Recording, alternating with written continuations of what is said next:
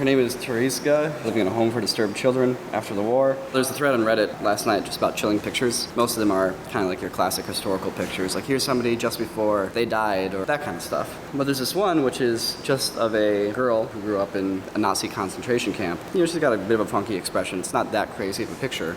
Then somebody they took half of her face and mirrored it. And it's really disturbing. Jesus, it's like a demon face. So creepy, I can't look at it for too long. Ugh. Wow. Looks like she's a 40-year-old coal miner who's seen some shit. I wonder what your face would look like mirrored. Probably totally normal. Probably slightly more handsome. A couple months ago, they released version 3 of Octane, and with that came this volumetric rendering engine. I've used Octane on all kinds of projects, from Nerf Team Fortress video and that little transforming Nerf gun, The Smallest Empire, all like the towns and stuff, Mario Skate, classic. And that's always been for like hard objects, stuff that is concrete, tactile. But with version 3, we can now render smoke and fire. But why is that important? To get a good high quality render of smoke with proper light, multi-scattering going through it and all that stuff, it takes a long time to render. However, with Octane, it doesn't take as long anymore. I stress test the hell out of it. I put these 3 little glowing orbs inside of it. It lights up the smoke around it like you actually would in real life. If you were to put a flashlight through smoke, you'd get a bit of a light trail. The smoke itself would glow. Even though this is like an abstract, sort of non-realistic thing, it looks real because the lighting matches, it's tracked to the shot well, shadows look pretty good, and more than that, the smoke is interacting with the light in a realistic way. The PayPal fiasco is over. A letter that says we're unable to verify the account information because the business name, it's listed as the business itself. And I can't just cancel the account and change it because there's actual money in there that I can't pull out. Something in your company's letterhead. Submitted so much documentation at this point that the amount of storage that I'm allowed to upload is full. Now I'm calling them back. It actually fucking worked. Compliance finally changed the name to my name instead of the business name, blah, blah, blah. April 12th to August 12th. If you don't use PayPal, don't start.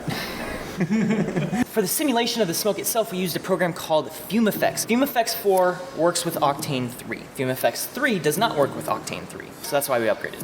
The way Octane works is that it renders the final image all as one, final, super high quality, immediately. But it's really noisy, it's really fuzzy, and it's like that for a little while. The longer you let it render, the less fuzzy it gets. So when it comes time to render time, you basically just decide how much fuzz do you want in your shot. So this whole shot, it's 181 frames. Now this does not have the lights in it. The orbs are still there, they're still colored, but they're not glowing. The reason why this took half an hour and the one with the lights took 65 hours, because of the smoke, there's so many different interactions with the light. It takes significantly longer to calculate all the different rays and light passes through the smoke itself to get it to properly glow, which was great for us because we learned to not do that. We can do it if we really need to. We just understand that it will take a while. Fortunately for the video we're doing right now, we don't need any of those lights. We're just doing literally white light smoke. You can leave the final render pretty fuzzy and just use denoiser. You can either use Red Giant denoiser or Neat Video denoiser. They all work great. Gabe just gave me this really cool surprise. Look at this! So this way Carmichael doesn't have to keep flashing it on screen all the time. Now this isn't in the store currently, but if you guys want to see this in the store, you can bombard the Twitter account for Recorder Digital. Tell them that you want to see these shirts in the store. I think it's pretty cool. Gabe, you're the best. Huge shout out to Gabe's wife who made this. Her company is Indigo Prints. Look at that. Apparently, Peter's gone. I tried calling him a bunch of times. He doesn't pick up my phone calls anymore. I'm concerned, actually. So, Peter, if you're watching this, please, send me a direct message. I'd love to hear from you.